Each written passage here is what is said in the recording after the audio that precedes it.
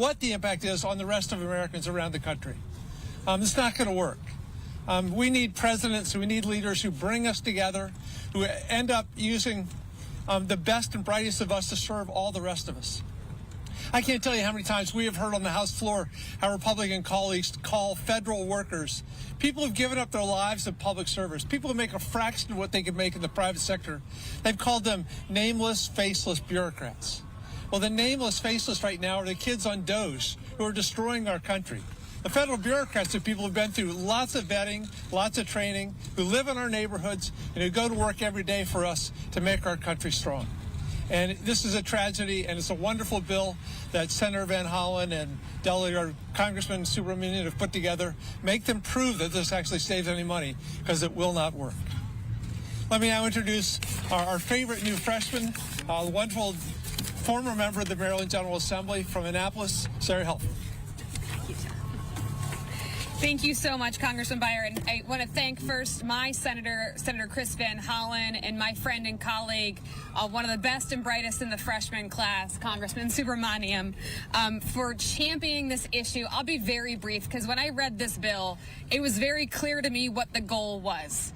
Like any good middle school algebra teacher, we're simply asking the federal government, the White House, to show us their math, show us their work, to make sure if they're claiming waste, fraud, and abuse, and they're claiming to want greater efficiency and effectiveness, show us how this works out for the American people, for the taxpayers, and ensure that we can continue to deliver the services that the American people pay for and expect every single day. It's very simple. It's very clear.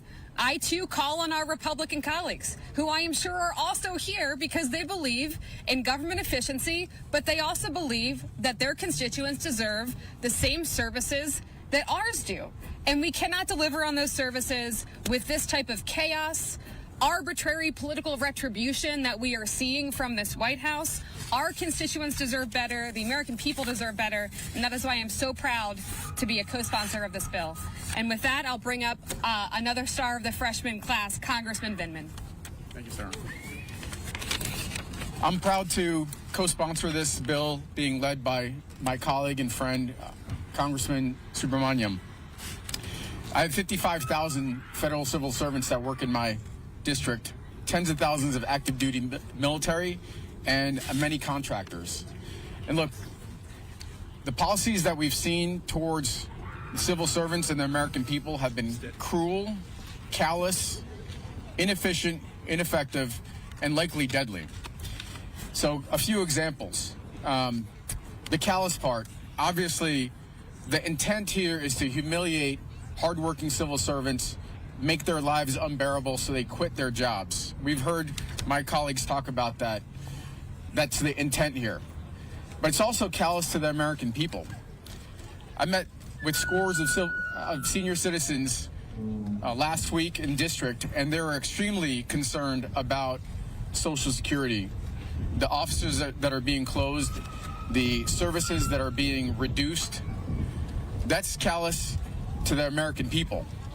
Another example, in my district, we have the largest veterans health clinic in the country that opened up in Fredericksburg just a few weeks ago, and I was proud to cut the ribbon with my colleagues on the Senate, Mark Warner and Tim Kaine. That facility is only 1/3 staffed. $350 million facility, 1/3 staffed. My constituent Ray, that was looking to have services. Democratic lawmakers